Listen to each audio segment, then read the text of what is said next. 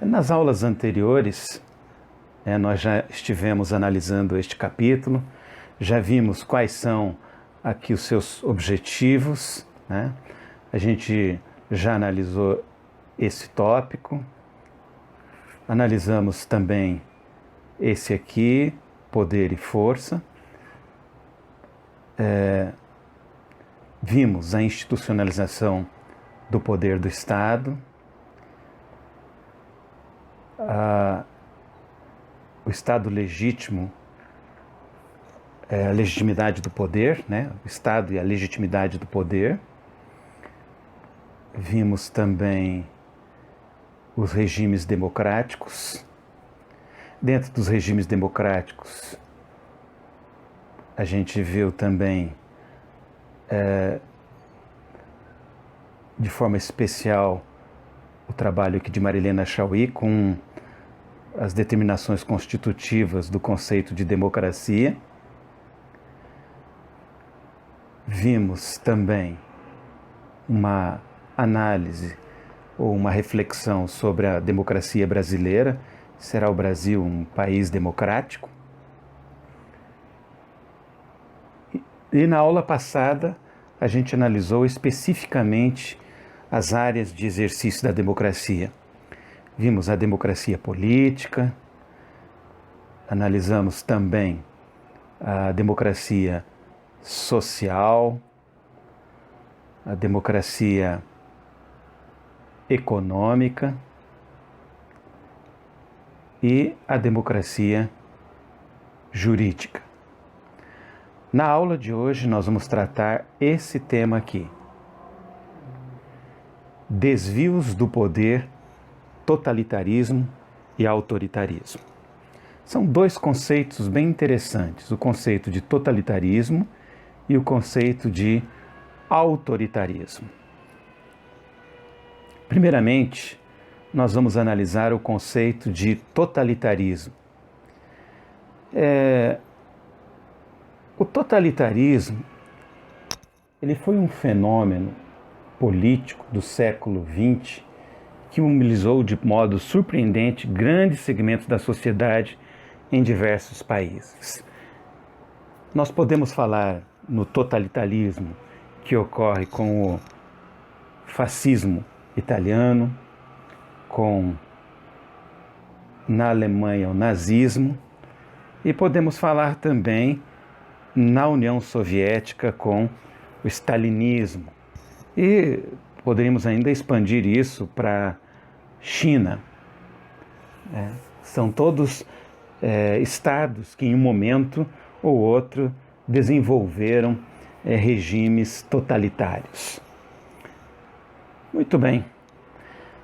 No livro de vocês, mais especificamente ali, na página 233, começa uma série de características que as autoras colocam como características comuns que existiram entre o fascismo italiano, o nazismo alemão, o stalinismo soviético. A primeira dessas características é a interferência do Estado em todos os setores. É um Estado que se agiganta e começa a interferir na vida intelectual, na vida familiar, na vida econômica, na vida religiosa, impondo às pessoas um estilo de vida que o Estado entende ser o ideal para a formação do seu povo. É um Estado que se agiganta, impondo ao cidadão todos esses valores e para difundir, então, uma ideologia oficial do Estado. Nesses estados também predomina uma segunda característica, que é a existência de um partido único. São combatidas as oposições, muitas vezes essas oposições são presas, são destruídas, são aniquiladas, e é organizado pelo Estado um único partido. Esse partido é burocratizado, rigidamente organizado e se identifica ou se mistura com o poder político, impondo uma ideologia à população. A próxima característica que marcou esses estados totalitários foi o organismo de massa sob a tutela do Estado. Há um extermínio dos sindicatos, os sindicatos passam a ser oficiais, controlados pelo Estado. Associações culturais de trabalhadores também são organizadas, organização de jovens, crianças, escritores, artistas, cientistas, professores, todos esses tutelados pela ideologia do Estado. Isto leva a uma massificação ou uma mistificação da figura do chefe, quase que um culto ao chefe. Esse chefe que passa a ser visto pela massa como um iluminado, como uma pessoa especial que vai resolver todos os problemas daquela sociedade.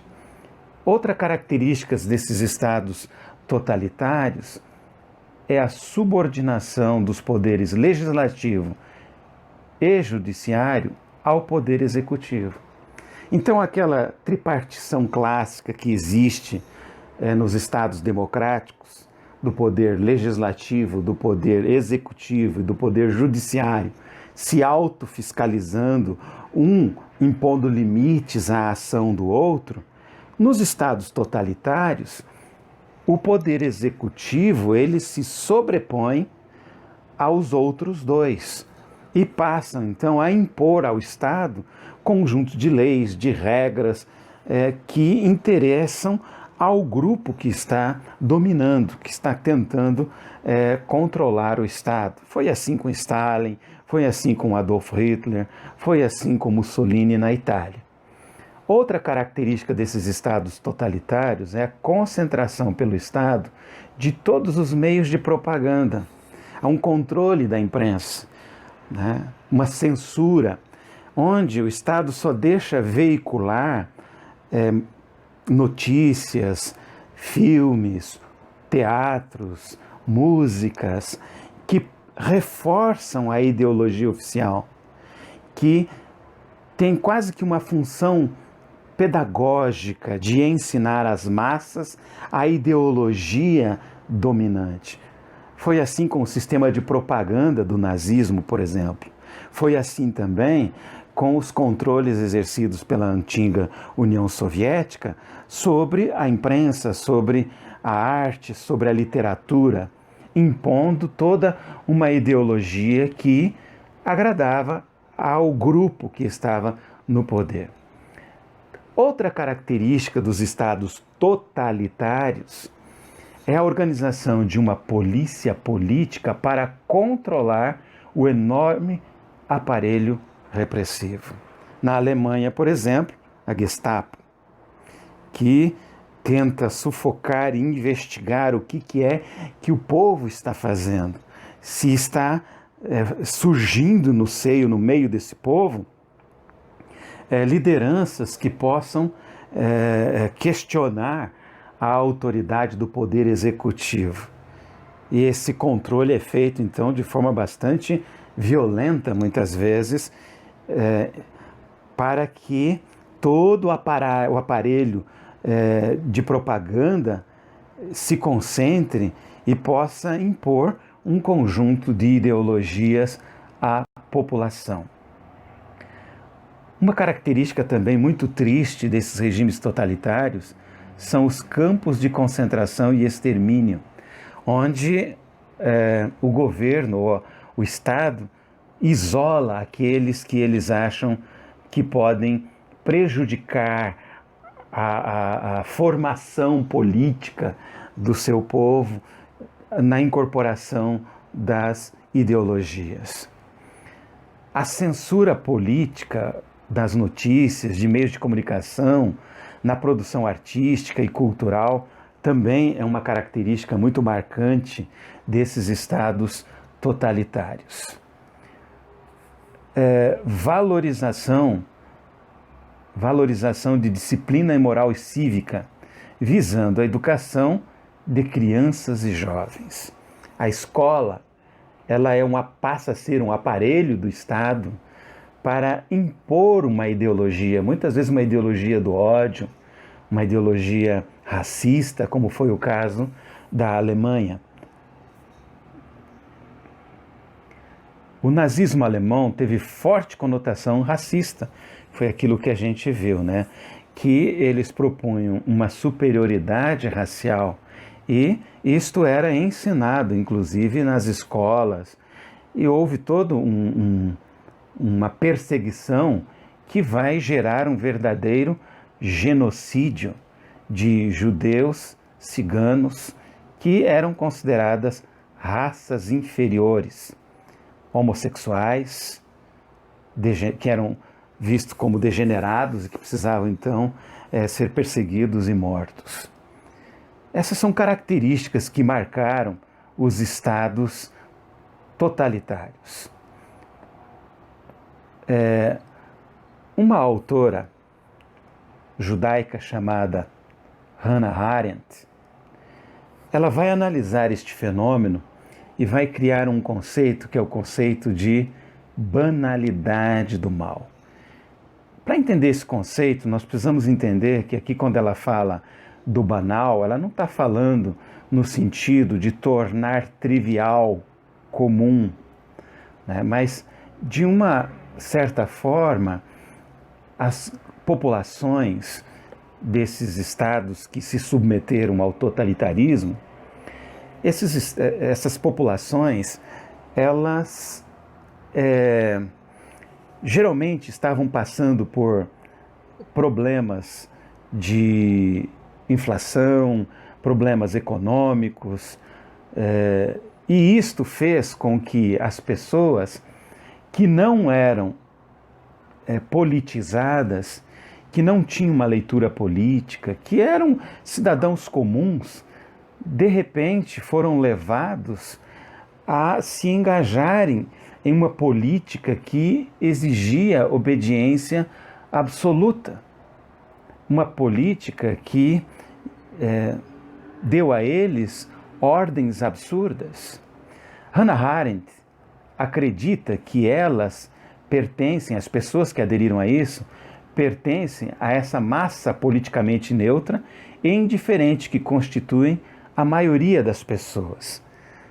Quando a gente olha para a Alemanha, por exemplo, você às vezes se questiona o que é que fez com que uma nação inteira de pessoas, de pais de famílias, de repente se engajassem numa empreitada tão atroz, tão violenta, tão desumana como foi o nazismo. Hannah Arendt diz que essas pessoas elas vão se sujeitando a cumprir ordens. Quando elas se sentem pressionadas por crises econômicas, como inflação, desemprego, elas passam a buscar alguém que solucione.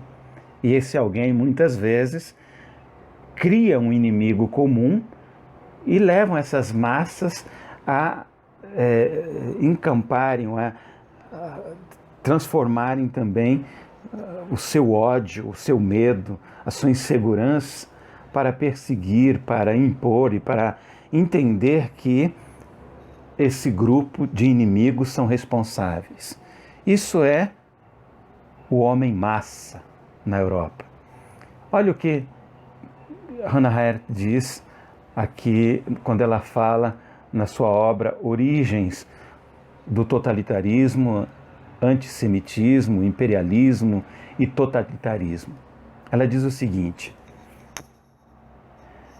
a principal característica do homem de massa, que é o conceito que nós estamos analisando, não é a brutalidade nem a rudeza, mas o seu isolamento e a sua falta de relações sociais normais. Os movimentos totalitários são organizações massivas de indivíduos atomizados e isolados.